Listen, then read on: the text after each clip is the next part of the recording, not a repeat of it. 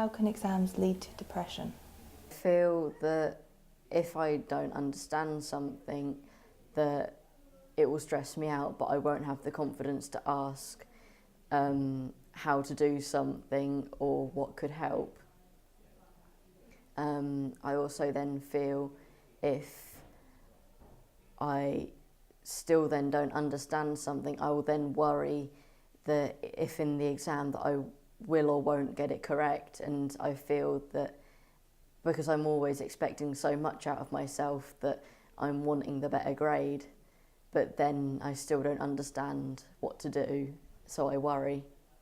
How can this lead to self-harm? I felt that because I've had problems with speaking to people, like when I become stressed, it was in a way an easy way out, and I found that every time I did, it took away the stress and the pain, then replaced it with the thought of self-harm. After self-harming, I realised that it did help, but it was only a temporary help and didn't change anything. Why and when did you turn to self-harm?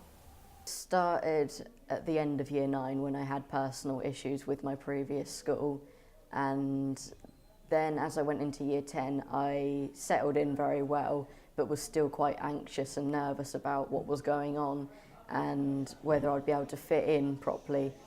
I then had exams in year 10 which stressed me out quite a lot, and I found that I was beginning to struggle, and because of the moving school I felt so anxious about speaking to anyone because I didn't know anyone properly. This then caused self-harm, but it wasn't on a regular basis, it was only occasional, and it would only usually happen if I peaked at my stress. Can you tell me about the self-harming? It's sort of like just small cuts across the forearm, and even if it was just 1 or 2, it would still help the temporary stress, even though it didn't help fully. I found that over time that because it was only temporary, it would build up, and each time I would, in a way, harm myself a little bit more every time until I got the proper help that I needed.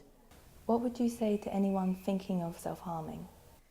I would convince them not to do it, and I would explain to them in a way that wasn't attention-seeking or being big-headed, that it's really not a good idea and that I've been through it myself, and I would explain my own situations and how I felt, and I would convince them not to, because I understand the ways of how it can affect family, friends, personal life, and even schoolwork and the future.